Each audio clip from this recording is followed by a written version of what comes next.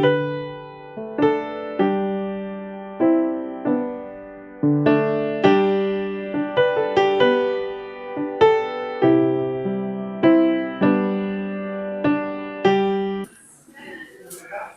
separei vários versículos. E, na verdade, nós vamos nos ater a 3. Para a gente compreender. Nós estamos falando sobre as 5 solas, né? E não é do meu sapato, hein?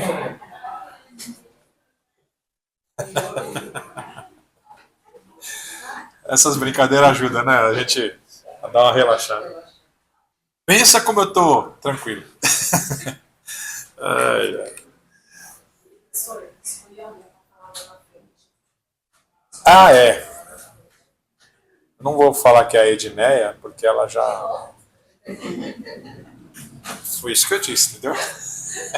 Foi exatamente isso que eu disse. De novo?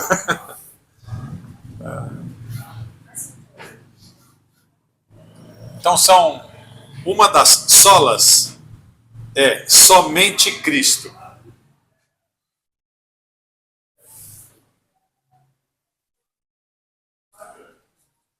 Somente a fé, né?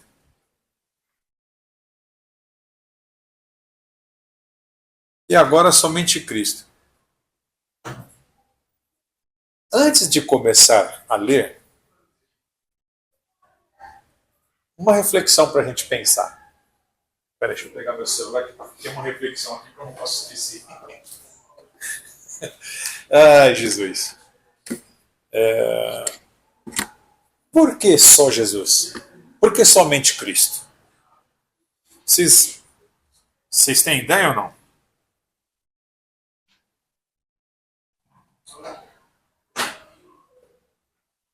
Ninguém vai falar nada? Porque foi o único que propôs dar a vida por nós. Só ele merece. É isso. Mas tem mais coisa. Hã? Pode, o que eu falei ontem? Ele falou assim, Deus olhou e não tinha nenhum justo que poderia morrer pelos nossos pecados. Não encontrou. Não encontrou. Não encontrou na terra. E não encontrou nos céus. Não é interessante? Imagina que eu e você, a gente, por nós mesmos, não teríamos condições nenhuma, né, de alcançar qualquer coisa de Deus. Por mais que a gente faça tudo corretamente, por mais que a gente seja bonzinho, faça de tudo, sem o amor de Deus, esquece, é como o sino que retine. Você pode dar sua riqueza, pode dar sua vida, mas sem o amor de Deus, esquece, é tudo vão, tudo nulo. Deixa eu procurar aqui.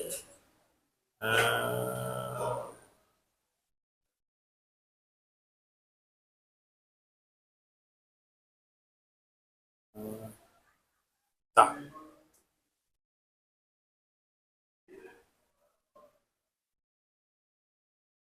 Então, 2 perguntas já fica para a gente pensar em tudo que a gente vai falar. 2 perguntas, ó.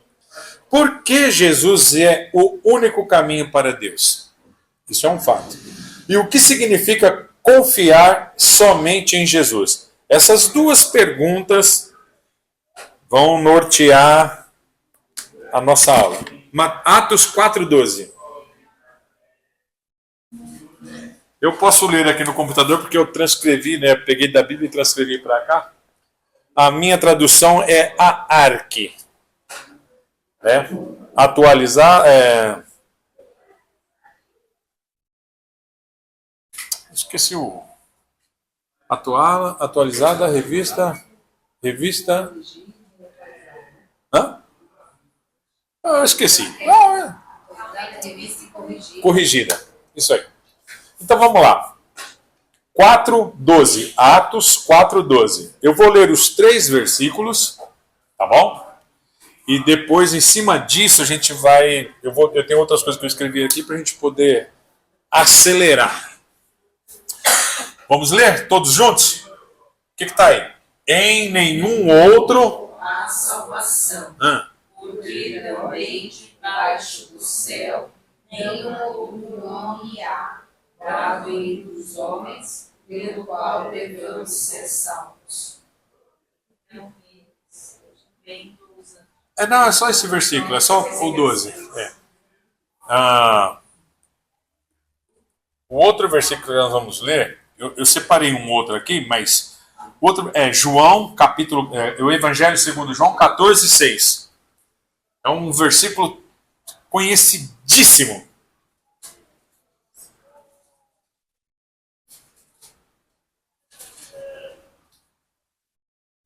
E é muito interessante, irmãos,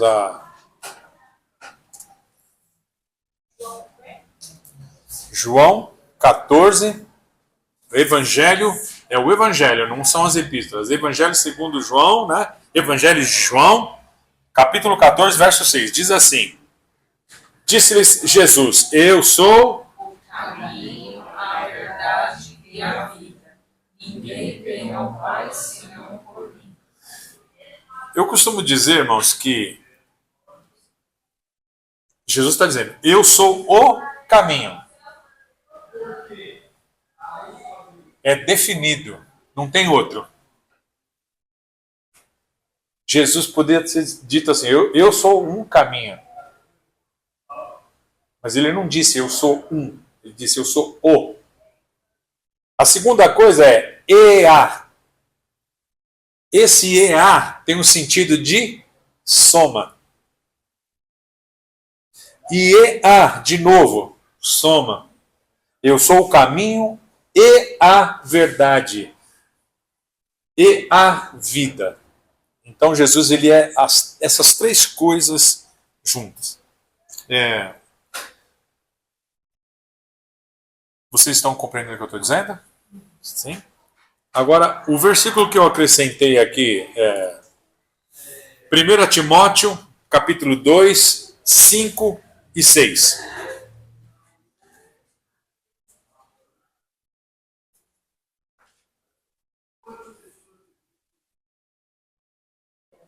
Primeiro Timóteo, capítulo 2, versos 5 e 6. Vamos lá? Porque há um só Deus e um só mediador entre Deus e os homens, Jesus Cristo, homem, o qual se deu a si mesmo em preço de redenção por todos, para servir de testemunho a seu tempo. Então não tem outro mediador.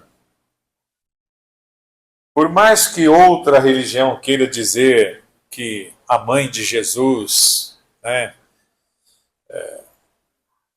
a mãe de Jesus ela apenas foi uma bem-aventurada escolhida dentre milhares de mulheres, né, para ser a genitora do nosso Senhor e Salvador Jesus Cristo. Ela é uma bem-aventurada, mas ela não vai além disso, né, de uma mulher escolhida por Deus para ser a genitora. Ela tem a sua importância na história? Tem, mas na história. Ela não intercede por nós diante de Deus, nem diante do próprio Filho. Aliás, quando vieram perguntar para ela que o vinho na bodas em Caná da Galileia, havia acabado o vinho, né? Não foi pedir para ela resolver o problema. Ela disse, vai lá e fala com ele lá. É ele que vai resolver o negócio. Ela não deu ordem para Jesus fazer alguma coisa. Né? Ainda que estivesse no âmbito terreno, né, de humanidade.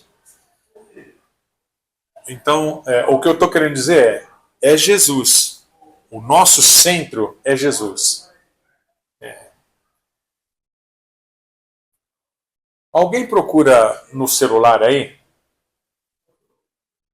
Quem tem o filho, tem a mim. Procura aí, por favor. Vê onde está escrito. Quem tem o filho tem a mim. Vamos ver se eu acho. Algumas vezes uma celebração, né?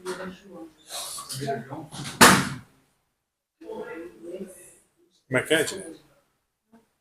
Que assim, o padre fala assim, que Maria, ela foi pedido, né, foi falado para ela, porque faltou vinho, né? E que eles usam assim que a Maria mandou Jesus resolver, né?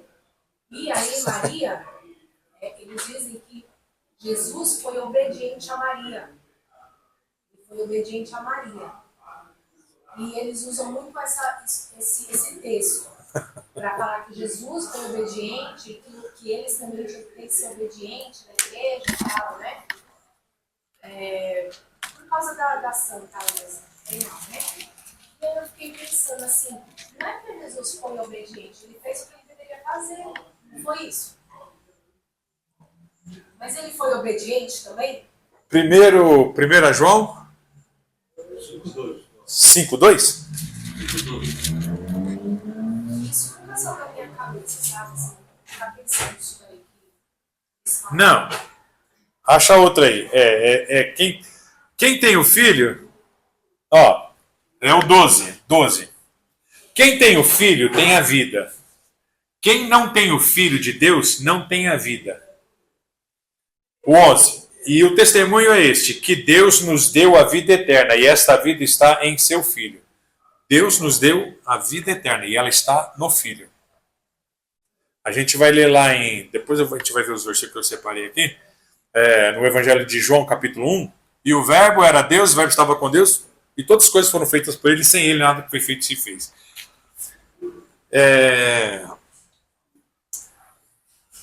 Vamos ver.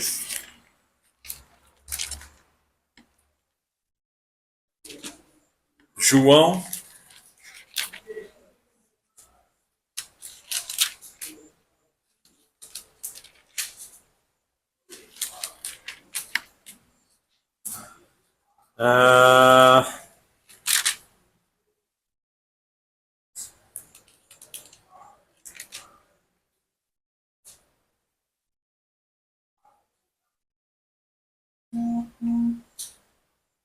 Olha só. Capítulo 2 do Evangelho de João. Eu vou ler aqui rapidinho. Capítulo 2 do Evangelho. E ao terceiro dia fizeram-se umas bodas em Caná da Galileia, e estava ali a mãe de Jesus. E foram também convidados Jesus e os seus discípulos para as bodas. E faltando o vinho, a mãe de Jesus lhe disse, não tem vinho. E disse-lhe Jesus, mulher, que tenho eu contigo? Ainda não é chegada a minha hora. Sua mãe disse aos empregados. A quem a mãe disse? A mãe de Jesus disse aos empregados, fazei tudo o que ele vos disser. Então não é o que a outra fala, é o que ele fala. Então, no nosso caso, é Jesus. Né? Até porque fizeram a seguinte pergunta para Jesus. Isso não tem a ver com a aula. É o que eu vou falar, não tem a ver com a aula, mas como é necessário, então a gente fala. Perguntaram para Jesus, essa mulher foi casada com 7 irmãos, todos morreram e ela por fim também morreu. Na ressurreição, porque o problema era acerca da ressurreição, de quem ela será esposa? Ele falou assim, mas vocês não compreendem as escrituras mesmo, né? Vocês não sabem que nós seremos, as pessoas serão iguais aos anjos? O que eu entendo, irmãos, que será igual aos anjos é essa coisa de homem e mulher. No céu não tem mulher, tem anjos. Estão compreendendo? Então, e não, como a gente leu aqui nos versículos, não há dado outro nome pelo qual devamos ser salvos. É Jesus. É homem. Então agora nós vamos aos fundamentos, né? Primeira coisa, existe um caminho. Não, primeira coisa não, essa aqui é a segunda coisa que eu quero falar. Existe um caminho. E Jesus fala lá em João 14,6. Eu sou o caminho, e a verdade e a vida. Ninguém vem ao Pai senão por mim. Eu quero destacar uma coisa neste versículo. Está escrito corretamente, irmã Rebeca? Ninguém vem ao Pai senão por mim? Narcisa, ninguém vem ao Pai. Irmã Eliane, ninguém vem ao Pai. Letícia, ninguém vem ao Pai. O normal seria dizer, ninguém vai ao Pai? Esse seria o normal? Porque Jesus está aqui. Aonde está Deus?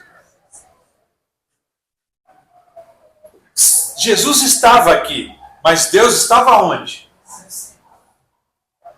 É por isso que em língua portuguesa parece que está errado, né? Mas acontece que Deus não estava. Deus estava nele. É por isso que é dito assim, ninguém vem ao Pai. Ninguém vem ao Pai. Ou seja, eu sou o caminho. Ninguém vem ao Pai, ninguém passa, ninguém vai a Deus sem passar por mim. Jesus não disse que ele é a porta? Jesus, ele é a porta. Ele é o caminho? Ele é o caminho. Ele não é o bom pastor? É. Ele não é a videira verdadeira? É.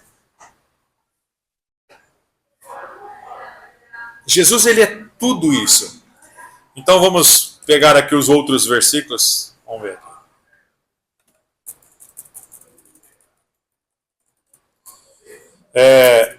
O povo judeu estava esperando o Messias. O que significa Messias? Hã? Uma das traduções, mestre.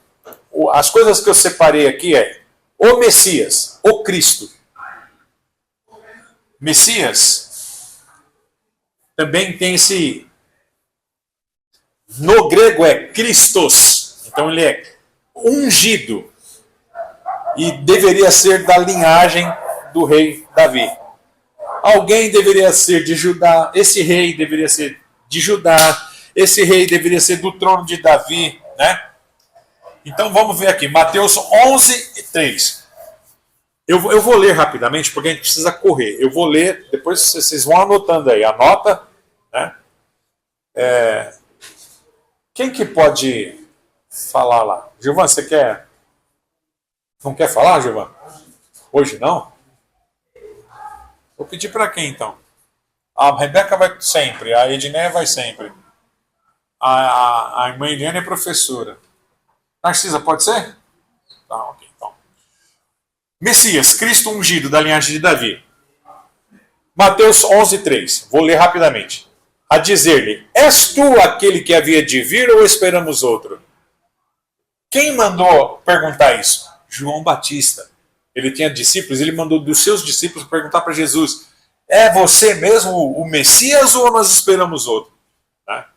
Então, aí está uma questão. E Simão Pedro, respondendo, disse, tu és o Cristo, o Filho do Deus vivo. Em que circunstância isso aconteceu? Que dizem os homens que sou? Eles dizem que você é Elias, outros dizem que você é um dos profetas.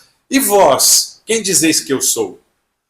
Tu és o Cristo, tu és o Messias, tu és o ungido, tu és o rei que nós estávamos esperando para governar esse povo. Né? Tu és o Cristo, o Filho do Deus vivo.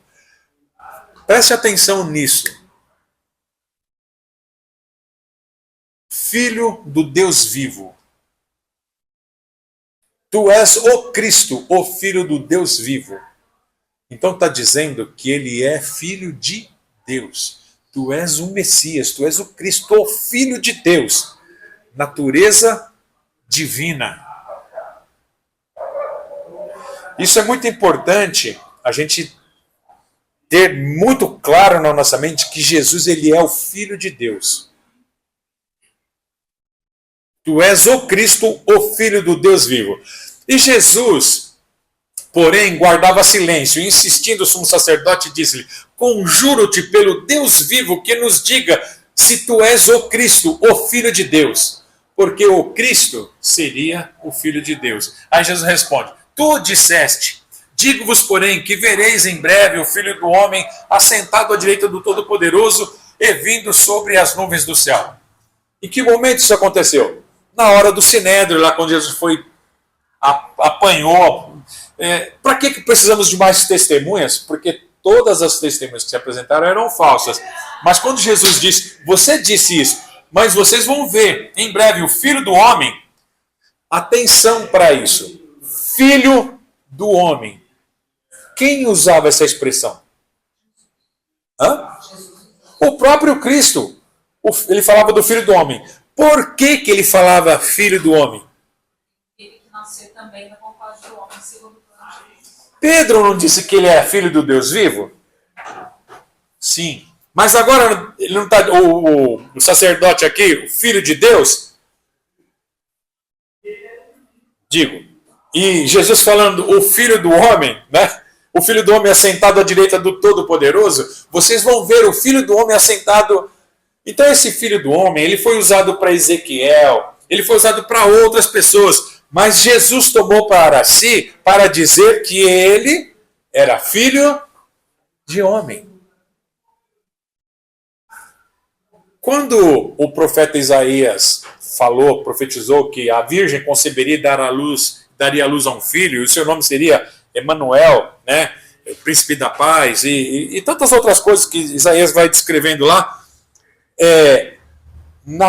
uma mulher geraria, uma virgem geraria o Filho de Deus. Porém, nascido, se tornou homem. Então são essas duas coisas. Ele é o Filho de Deus, mas também Filho do homem. E o que é importante para nós sabermos é que ele possuía as duas coisas. Ele era 100% Deus, como também 100% homem. Tanto como você leu. O que Jesus sentiu lá no deserto depois de 40 dias? Como homem, ele sentiu fome. Jesus chorou? Sim. Jesus chorou. Tinha sentimento. Jesus se angustiou antes de ir lá no Getsemane e começou a verter sangue do seu suor? Isso é humanidade. Isso não representa divindade, mas representa humanidade, porque verteu sangue. Né? Quando foi morto, enfiaram a lança, água e sangue. Tudo isso para mostrar que era homem, que era um ser humano. E por que ele é, então, mediador?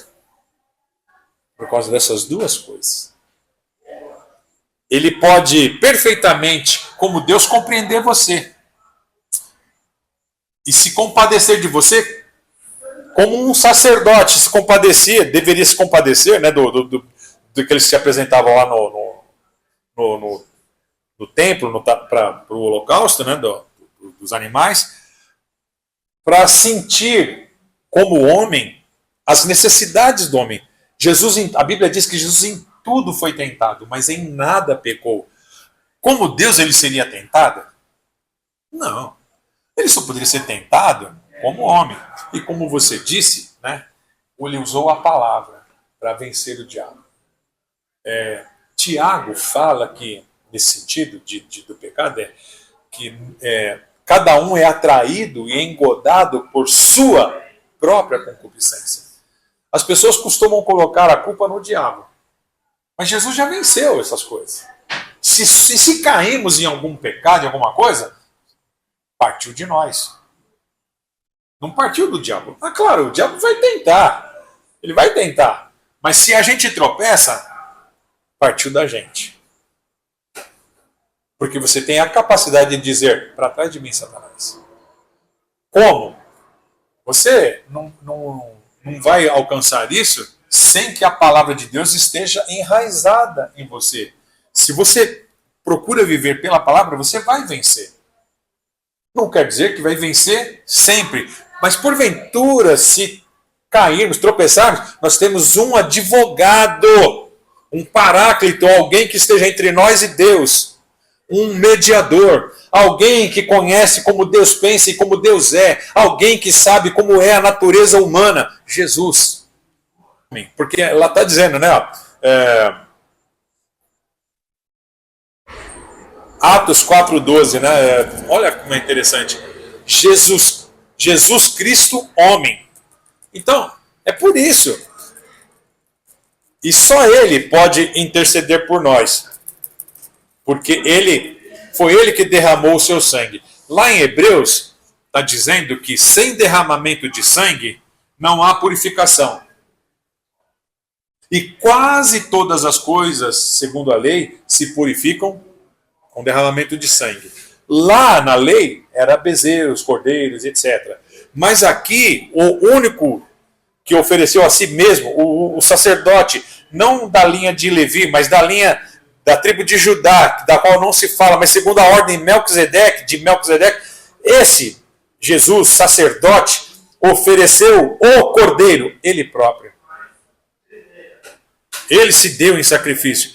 Então é o único que pode, foi ele que derramou o seu sangue. E conhecendo a nossa natureza, é o único que pode interceder por nós.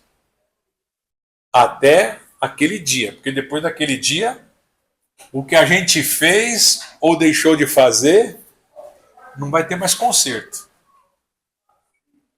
A gente tem que resolver a nossa vida agora, hoje. Nesse dia que se chama hoje. A gente tem que resolver hoje, não é deixar para amanhã. A gente não sabe o que vai acontecer amanhã. O nosso mediador, ele é Cristo. Deixa eu ver se eu acho uma coisa aqui no celular. Eu peguei na internet, separei e achei muito propício. Vou falar a palavra, né? Pensa no dia de amanhã, pensa no dia de hoje. Pensa no dia de hoje. Ó, o que significa que Jesus é mediador? O que eu procurei na internet, achei interessante o assunto, né? Mas tem outras coisas. Cristo é o único mediador. Cristo é o único mediador, mas único mediador. Aqui quer dizer que ele é o único caminho pelo qual podem passar miríades de anjos, milhões e bilhões de santos, bem como a minha e a sua oração. Isso é uma das coisas. Vamos ver.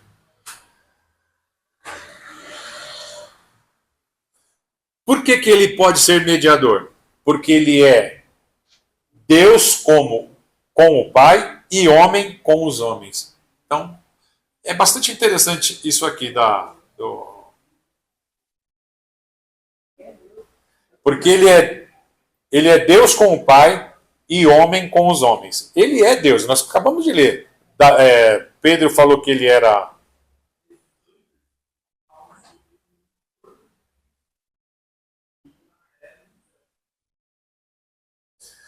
Romanos 8,34. Pois é Cristo quem morreu, ou antes, quem ressuscitou dentre os mortos, o qual está à direita de Deus e também por nós intercede. Então veja, por isso que ele é mediador. Por que ele é mediador? Porque como homem, ele morreu, mas ressuscitou. E por isso, ele pode... ele tem a capacidade, Deus outorgou a ele todo esse poder para ser o nosso mediador, ser o nosso advogado, para ele ser o nosso justificador, por causa do seu sangue derramado. O batismo não lava pecados. O batismo não lava pecados.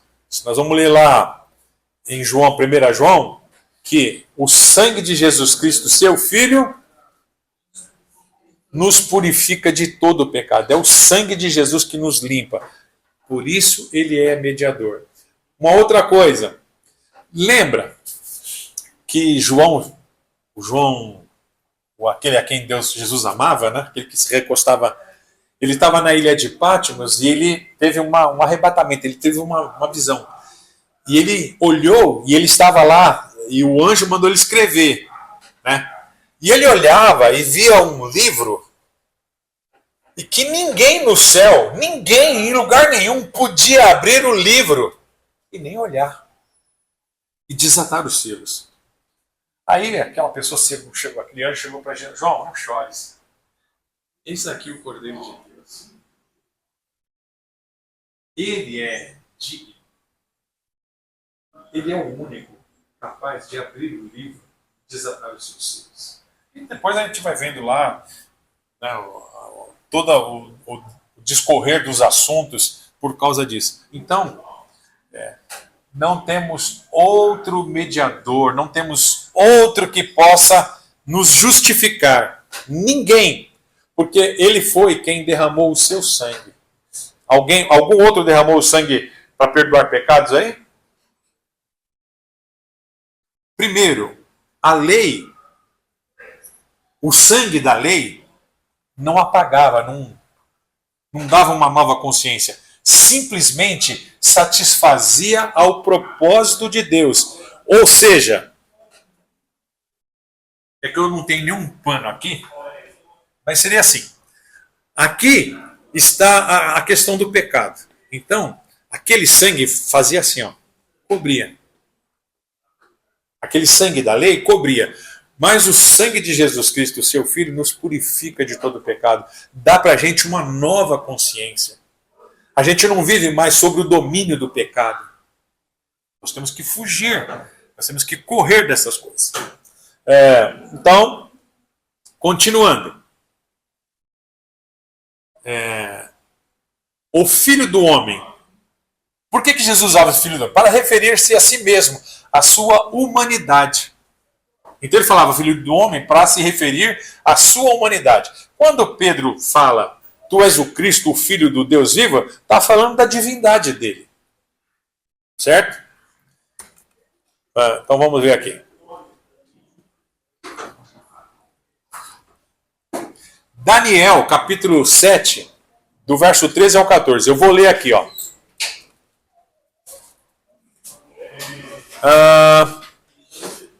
Então, para se referir à sua humanidade. Que humanidade? Humanidade humilhada. A morte para nós é uma humilhação. A morte para nós é como uma humilhação. E o que Jesus veio fazer? Tirar esse poder da morte sobre nós. Mas, Cláudio, pastor Cláudio, a gente continua morrendo. É verdade, o corpo. O corpo continua morrendo e vai para o túmulo. Isso é normal. O que não pode acontecer é nós estarmos desligados de Deus. Como é que nós nos religamos a Deus? Por Cristo. Ele é a ponte. Ele é o caminho. É por Ele que nós estamos ligados a Deus. Eu sou a videira verdadeira e vós os ramos. Sem mim vocês não podem fazer nada. Nós não temos vida em nós mesmos. Nós lemos lá em João, quem tem o Filho tem a vida. Deus nos deu o seu Filho para que tenhamos vida. E aonde está a vida? Pelo conhecimento da sua palavra. Quando a palavra de Deus está em nós, a vida de Jesus está em nós. Quando nós começamos a andar pela palavra, Deus olha para nós e Ele vê Jesus. Porque nós estamos andando segundo a palavra. É lógico, nós temos falhas, nós não somos perfeitos. E é por isso que nós temos esse advogado, é por isso que nós temos o Espírito Santo, que nos ensina, nos orienta. Não ande assim, ande assim. É o Espírito Santo que nos orienta. Então, Daniel capítulo 7, 13 e 14, diz assim: eu estava olhando nas minhas visões da noite, e eis que vinha nas nuvens do céu como o Filho do Homem. E dirigiu-se ao ancião de dias, e o fizeram chegar até ele. E foi-lhe dado domínio, e a honra, e o reino. Aí, entenda que é tudo somado, tá? O domínio e a honra e o reino, para que todos os povos, nações, línguas o servissem. E o seu domínio é um domínio eterno, que não passará, e o seu reino, o único que não será destruído. Esse é o reino do Messias. Esse é o reino do Cristo. Aquela visão que Daniel teve, né? Via aquela grande estátua, e uma rocha foi cortada sem mão, e blum. Sabe o que significa isso? Babilônia não dominava tudo? O povo que existia daquela época, Babilônia dominava tudo. Ou subentenda-se que dominava tudo. Esse é o entendimento geral. Pode ser que algum outro povo não tivesse sido alcançado ainda. Mas o entendimento geral é: a Babilônia dominou tudo. E essa rocha é Jesus. E ela veio e esmiuçou. Esmiuçou se tornou pó. Se eu e você tropeçarmos e cairmos sobre a rocha, ficaremos despedaçados. Mas a palavra de Deus diz que sobre quem ela cair, esse significa um peso de julgamento. Se tornará essa rocha, essa pedra sobre a qual ela cair, quem ela cair, ficará esmiuçada. É a mesma coisa da estátua de Nabucodonosor. A mesma coisa. Aquele sonho que Nabucodonosor teve, viu aquela estátua e viu aquela rocha cortada, é o mesmo sentido. Nós precisamos andar pela palavra e viver por ela, porque ela é, para nós, Cristo. Se as minhas palavras se vós estiverdes em mim, se as minhas palavras estiverdes em vós e vós estiverdes em mim, pedireis tudo o que quiserdes e tê-lo-eis. Tendo a palavra, a gente não vai pedir qualquer coisa. A gente vai saber pedir. A gente não vai pedir coisa para a gente gastar o nosso deleite. A gente vai pedir coisa com sabedoria. Porque a oração que Jesus ensinou, o Pai Nosso, explica tudo. Muito bem. Ele não pediu um carro, uma casa, não pediu. Ele só pediu: Senhor, Pai Nosso que estás nos céus. Ele estava dizendo que Deus está no céu.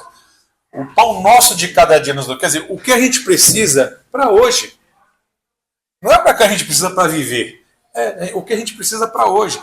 Essa é a ideia do Evangelho. A gente viver dia após dia. As coisas que a gente quer, a gente conquista trabalhando. Pedindo: Senhor, me abençoa, me dirige. Deus, ele não tem a obrigação de dar nada para a gente. Essa ilusão de que Deus tem que dar, isso não é real. Isso não é. Porque você vai viver frustrada. Você, Senhor, me capacite, me dê graça. E você tem que saber que eu preciso do Senhor. Você pode trabalhar, ganhar rios de dinheiro, mas eu preciso do Senhor. Vocês olhem para Abraão e veem que era riquíssimo, mas a confiança dele estava em Deus. Tanto que Deus pediu o filho e ele não negou. Porque a confiança dele estava um homem de 100 anos que já não podia mais gerar. A mulher com quase 100 anos também não podia gerar. A promessa durava mais de 25 anos. Nasceu Isaac. Em quem que Abraão estava confiando? Em Deus. Então a nossa confiança, ela precisa estar em Deus. É demorada? Sim. Continuemos orando. Preparemos-nos, estudemos, façamos alguma coisa para melhorar a nossa condição. E Deus abençoa mesmo. Mas a gente não pode esquecer de servi-lo. Primeiramente, o reino de Deus. As demais coisas são acrescentadas. Primeiro é o reino de Deus. Vamos lá. Gente, eu acho que eu não vou falar nada do que eu escrevi, porque a aula já está acabando. Tem uns 300 versículos aqui, né? Mas isso não importa. Vou falar aqui, Pois na cidade de Davi vos nasceu hoje o Salvador, que é Cristo, o Senhor. Lucas 2:11. Também de muitos saíam demônios clamando, dizendo: Tu és o Cristo, o Filho do Deus vivo. E repreendendo-os, não os deixava falar, porque sabiam que ele era o Cristo. Lucas 4:40-41. O que eu estou falando? Está falando para os magos que nasceu o Salvador, que é o Cristo. Que era lá para aquele lugar, a estrela ia indicar para eles onde eles deveriam ir. E depois, repreendendo os demônios que Jesus expulsava, ele ia chegando num lugar, tinha um monte de gente endemoniada. E aquele monte de gente endemoniada começava a falar: Tu és o Cristo. Ele repreendia. Não é para manifestar agora. Eu não preciso ser manifesto agora. Não é agora. E também Jesus não queria nem a confissão deles. Mas até os demônios entendiam que ele era o Cristo, o Messias, né? Os próprios demônios. Vamos lá. Porventura não convinha que o Cristo padecesse essas coisas e entrasse na sua glória? Aí está lá na crucificação. Depois os discípulos de Emaús E eles estavam assim, mas é porque você é o único que não sabe do que está acontecendo aqui. Aí Jesus fala assim, pô, meus filhos, eu não convinha que o Cristo padecesse essas coisas e entrasse depois na sua glória? É esse assunto, esse versículo aqui.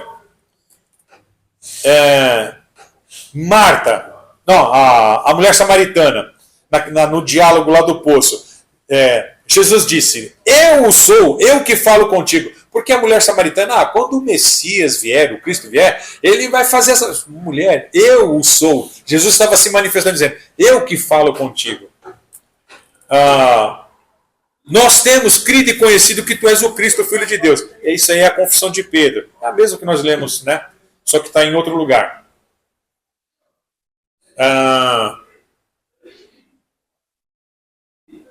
Então, todos esses versículos que eu estou falando aqui, Marta, Senhor, se tu estivesses aqui, meu irmão teria morrido.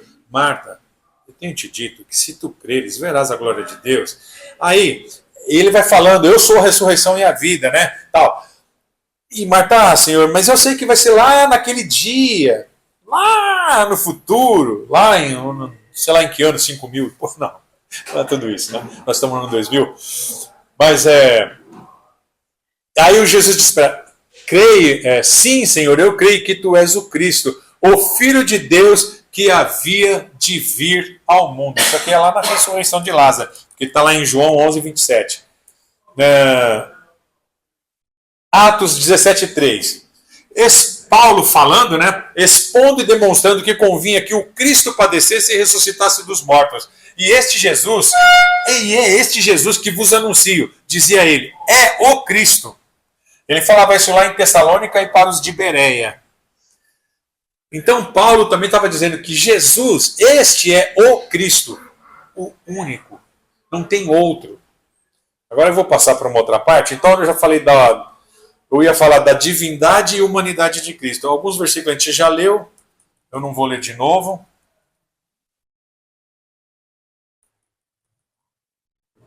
Vou pegar aqui a outra parte.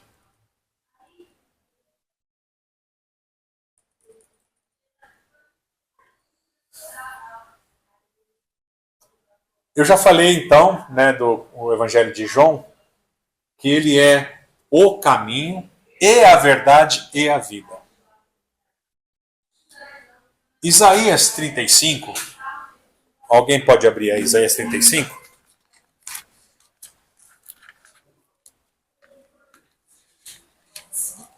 Isaías 35.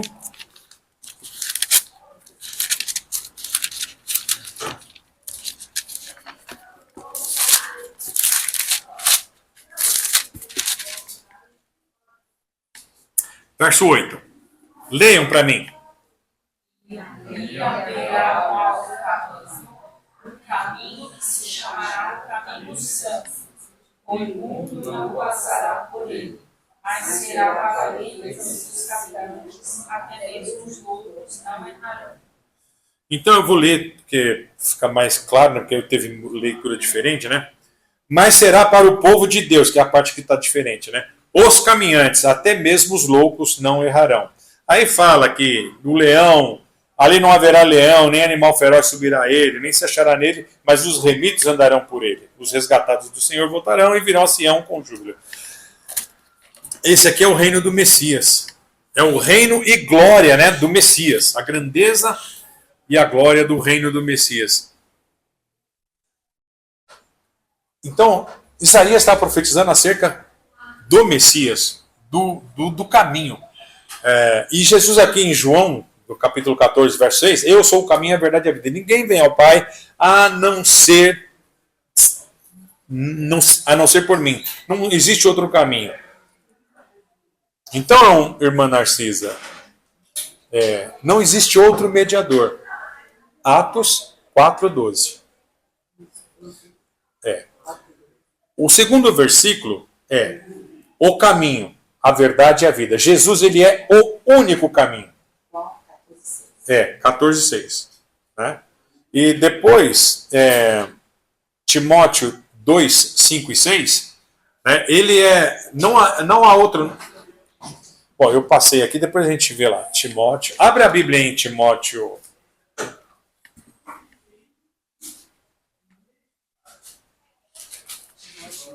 2. Primeiro.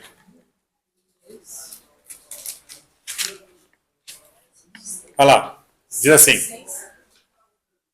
Não, aqui está no segundo. Espera que eu vou no primeiro. Eu pulei o primeiro aqui.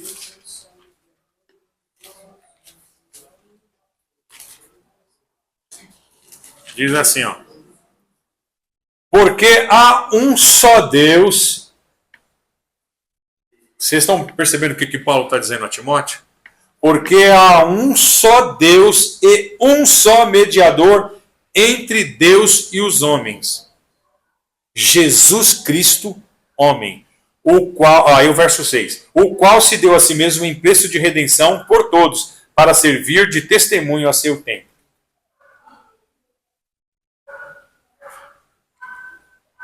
Como Deus, ele compreende as coisas de Deus. Como homem, compreende as coisas do homem. Ele é o único capaz de fazer esse meio de campo, né? esse meio, essa ponte entre nós e Deus. Porque como homem, ele sabe quem nós somos. E como Deus, ele nos julga, ele nos ama. Como Deus. Então, esse é o ponto X, né, do porquê só Cristo. Então, não há outro pelo qual devemos ser salvos. Vou ler aqui alguns versículos, rapidamente. Porque ele é a nossa paz, o qual de ambos os povos fez um, derribando a parede da separação que estava no meio. Na sua carne desfez a inimizade, isto é, a lei dos mandamentos que consistiam em ordenanças para criar em si mesmo dos dois um novo homem, fazendo a paz. E pela cruz reconciliar ambos com Deus em um corpo, matando com ela as inimizades. E vindo ele, evangelizou a paz a vós que estáveis longes e aos que estavam perto. Porque por ele ambos temos acesso ao Pai, em um mesmo Espírito. Nós vemos isso em Efésios, capítulo 2, de 13 a 18. Entende o que Paulo está falando aqui? Jesus derribou a parede da separação. Olha só. O povo israelita esperava o Messias. Um rei que governasse e acabasse com Roma, acabasse com aquele domínio territorial. Para que Israel então resplandecesse. E ver Jesus justamente nesse tempo. Mas ele implantou o reino dele, sim ou não? Sim. Sim. Como é que diz lá em Romanos? O reino de Deus consiste em paz, alegria. Como é? Não, justiça, paz, alegria. E alegria, justiça, paz e alegria. O que Jesus veio fazer? Justiça. Ele veio trazer paz. Ele veio trazer justiça para quem? Para quem Jesus veio trazer justiça?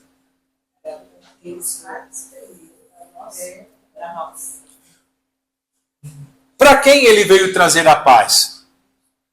Com quem havia inimizade? Com quem estávamos em guerra? Contra Deus. Então, e alegria no Espírito. Veja só, quando a gente recebe Jesus, há uma... Sabe o coxo que começa a andar e saltar? Sabe? É essa alegria. Quando a gente recebe Jesus, é essa alegria. Sabe, quando a pessoa recebe o Espírito Santo dentro de si, é essa alegria do coxo andar, do mudo falar, é essa alegria da mulher do fluxo de sangue ser curada. É mais do que... o que eu estou querendo expressar? É que essas coisas, eu só estou usando como exemplo para vocês entenderem. Uma pessoa que está necessitada e alcança aquilo que ela precisava, ela se alegra. Então, Jesus em nós é essa alegria que eu estou te falando. É uma coisa indizível, uma coisa que a gente não consegue expressar, mas é uma alegria no Espírito. E é isso que Jesus veio fazer. Ele desfez a nossa inimizade com Deus. Ele implantou o seu reino. O que Satanás fez com Jesus quando ele levou lá no monte? Ele apresentou o quê? Ele apresentou os reinos deste mundo. Ó, se você me adorar prostrado, tudo é teu. Vai-te, Satanás, porque só a Deus servirás e só a Ele prestarás culto. Então, a palavra de Deus precisa estar em nós de fato. E a gente vence o mundo pela palavra de Deus. E Satanás, ele está derrotado e o reino dele, Jesus tomou as chaves do inferno. Jesus, ele tirou essa coisa do reino de Satanás e implantou o seu reino. O reino de Satanás está aí? Está. Para quem quiser servi-lo, como diz a palavra, cada um é servo de quem? Obedece. Você obedece a quem? A Deus? Ou os seus desejos? Ou ao diabo? Você é servo de quem? Os seus desejos, a sua carne, ao diabo? Ou a Deus? Se você... A samaritana lá do poço, né? Quando Jesus falou para ela que ele era Deus, né? E que ela criou na hora, assim, e foi avisar o povo. E o povo não era esse o Messias? Então, que aí nós... foi atrás e salvou também todo aquele lugar ali, né? Então, o que eles foram fazer? Eles não ficaram lá plantados na casa deles. Diz a palavra que eles foram para conhecer quem era e ouvir a palavra. Veja uma coisa interessante acerca desse assunto. O povo samaritano era odiado pelo povo judeu.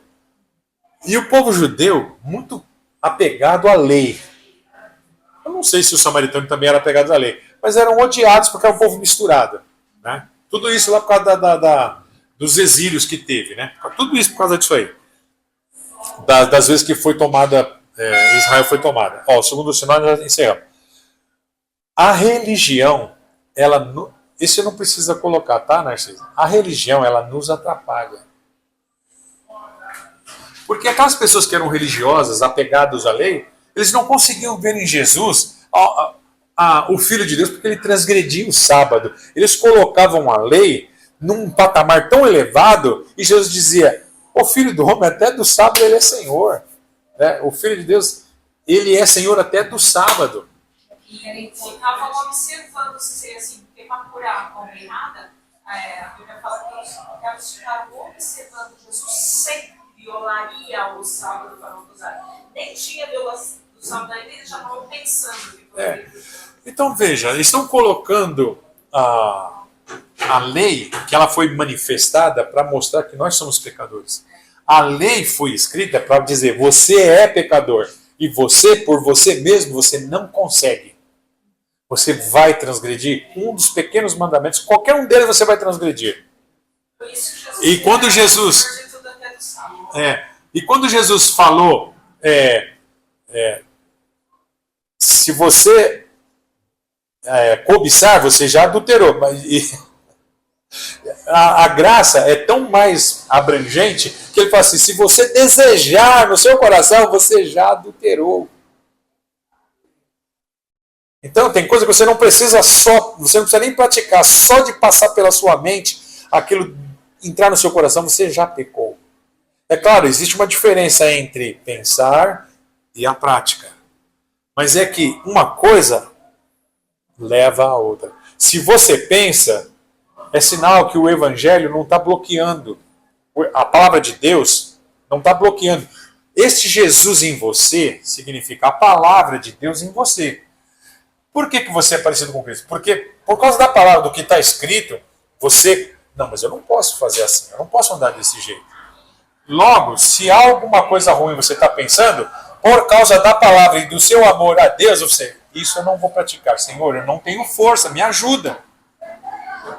É por isso que a palavra de Deus está em nós. É por isso que Cristo está em nós. Então, irmã Narcisa, os 3 versículos, Atos 4:12, se você quiser ler, Evangelho de João 14, verso 6, e 1 Timóteo 2, 5 e 6.